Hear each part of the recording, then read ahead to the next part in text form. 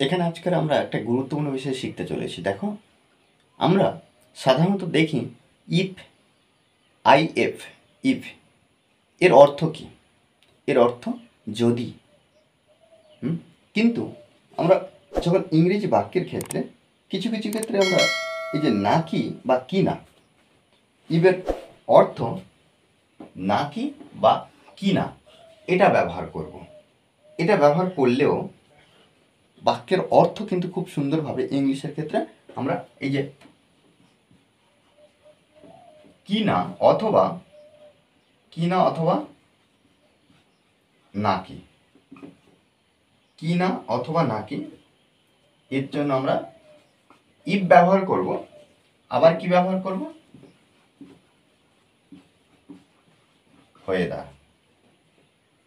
কি ব্যবহার করব? ইফ বা ওয়েদার। সাধারণ আমরা কি জানি? ইফ মানে আমরা ছোট থেকে জেনে আসছি যদি। ইফ মানে যদি। কিন্তু আজকের আমরা কি করব? এই যে যদি টাকায় বাদ দিয়ে নাকি বা কি না এর অর্থ করব। খুব সহজভাবে একটু আমাদেরকে বুঝে নিতে হবে। কেন? ইংলিশের ক্ষেত্রে দেখো এই সমস্ত একটু টিপস, বিভিন্ন রকম বিষয় আমাদেরকে শিখতে হবে ইংরেজি বাক্য তৈরি করার ক্ষেত্রে। নতুন নতুন বিষয়গুলো। দেখো, তারা তোমাকে ভালোবাসে নাকি দেখো, বা তারা তোমাকে ভালোবাসে কি না দেখো। এই যে দেখো, এর জন্য আমরা সি ব্যবহার করব প্রথমে। দেখো, সি, তারপরে ইফ। তারা তোমাকে ভালোবাসে, এটা একটা সাধারণ বাক্য, অ্যাসার্টিভ সেন্টেন্স, একটা স্টেটমেন্ট। এই বাক্যটা এরপরে লিখব। দেখো, দেখো তারা তোমাকে ভালোবাসে কি নাকি। তাহলে দেখো নাকি কি নাকি, যে দে লাভ ইউ। দেখো, তাহলে দেখো, দেখো তারা তোমাকে ভালোবাসে নাকি বা কি না। তারা তোমাকে ভালোবাসে কি না দেখো, বা তারা তোমাকে ভালোবাসে নাকি দেখো। ওকে, দেখো, এভাবে কিন্তু আমরা খুব সহজে ইংলিশ বাক্য তৈরি করতে পারি। তবে দেখো, আমি কাজটি করেছিলাম কি না, সে আমাকে জিজ্ঞাসা করেছিল। আমি কাজটি করেছিলাম কি না, সে আমাকে জিজ্ঞাসা করেছিল। তাহলে এখানে দেখো, আমরা ফার্স্ট টাইম এটা আমরা লিখতে পারি। সে, আমরা হি ব্যবহার করতে পারি অথবা সি ব্যবহার করতে পারি। হি অথবা she. Asked me, he or she asked me. সে আমাকে জিজ্ঞাসা করেছিল।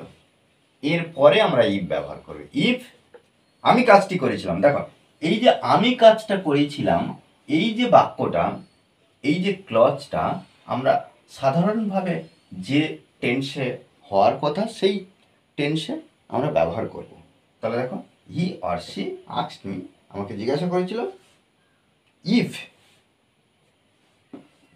আই ডিড, আমি করেছিলাম কাজটি। I did the work. Okay, I did the work, আমি কাজটি করেছিলাম কি না, সে আমাকে জিজ্ঞাসা করেছিল। দেখো, আমি কাজটি করেছিলাম কি না, সে আমাকে জিজ্ঞাসা করেছিল। তাহলে ইভের অর্থটা আমরা কি না।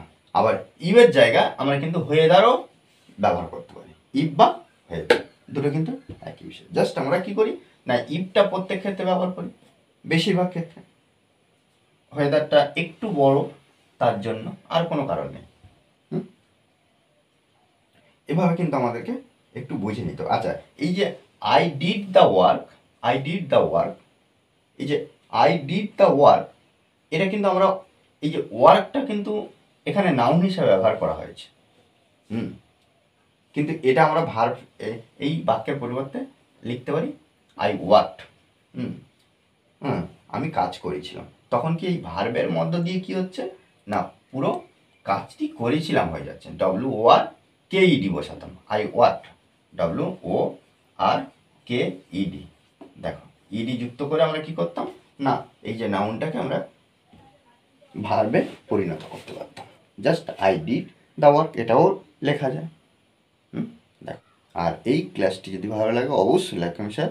আর যারা এখনও পর্যন্ত এই চ্যানেলটি সাবস্ক্রাইব করেননি তারা অবশ্যই চ্যানেলটি সাবস্ক্রাইব করে পাশে থাকবেন। Okay, thanks for watching this video.